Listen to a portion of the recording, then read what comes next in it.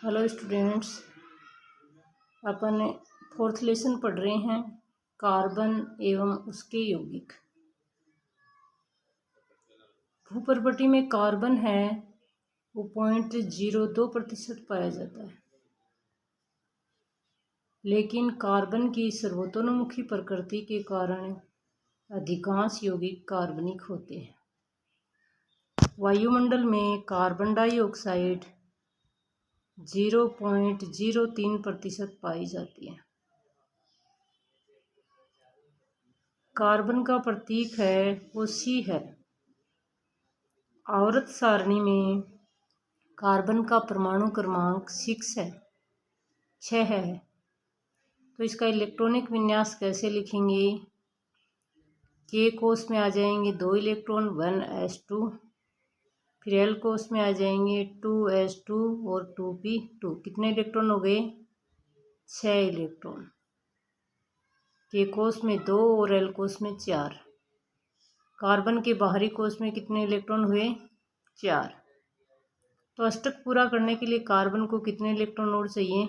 4 और चाहिए। अब यदि कार्बन अपने 4 इलेक्ट्रॉन मुक्त करे कार्बोकेटाइन के रूप में धनायन बनाता है, तो 6 प्रोटॉन वाले नाभिक में 2 इलेक्ट्रॉनों को रखने के लिए अत्यधिक ऊर्जा की आवश्यकता होती है। यदि कार्बन 4 इलेक्ट्रॉन लेकर कार्ब एनाइन बनाता है, तो 6 प्रोटॉन वाले नाभिक में 10 इलेक्ट्रॉनों का स्थायित्व संभव नहीं है। इसीलिए कार्बन न ही तो कार्बोकेटाइन बना सकता और न ही कार्ब एनाइन बना सकता, यानी कार्बन +4 या कार्बन -4 के रूप में स्थायी नहीं है। और इसी कारण से कार्बन है वो सहसंयोजी आबंध बनाता है, जिसके कारण कार्बनिक यौगिकों के गलनांक और क्वथनांक भी कम होंगे। क्योंकि सहसंयोजी बंध होते हैं वो दोनों परमाणुओं के बीच इलेक्ट्रॉनों के साझेदारी से बनते हैं, जिसके कारण परमाणुओं के बीच प्रबल आकर्षण बल नहीं पाया जाता है और इनके गलनांक और क्वथनांक क्या हो जाते हैं? कम हो जाते हैं।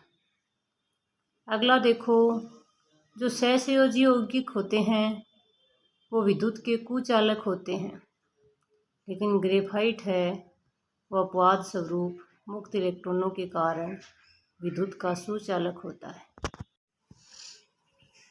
अब देखो, कार्बन है वो आयनिक यौगिक क्यों नहीं बनाता, केवल सहसंयोजक यौगिकों का ही निर्माण क्यों करता है?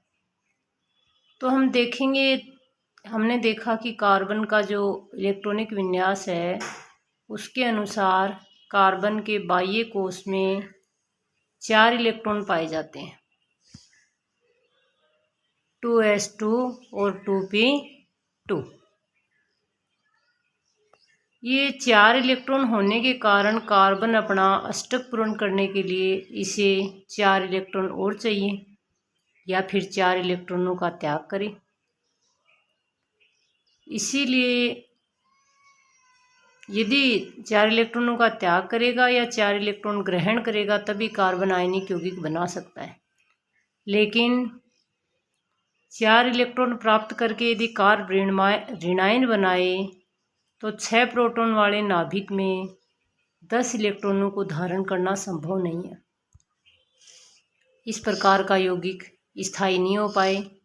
यही कारण है कि कार्बन कार्ब ऋणायन का निर्माण नहीं कर सकता।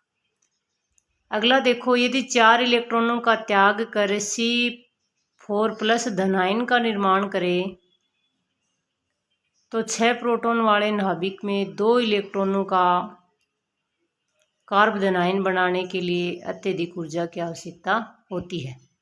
इन दोनों स्थितियों के कारण कार्बन केवल सहसंयोजक यौगिक ही बना सकता है, आयनिक यौगिक नहीं।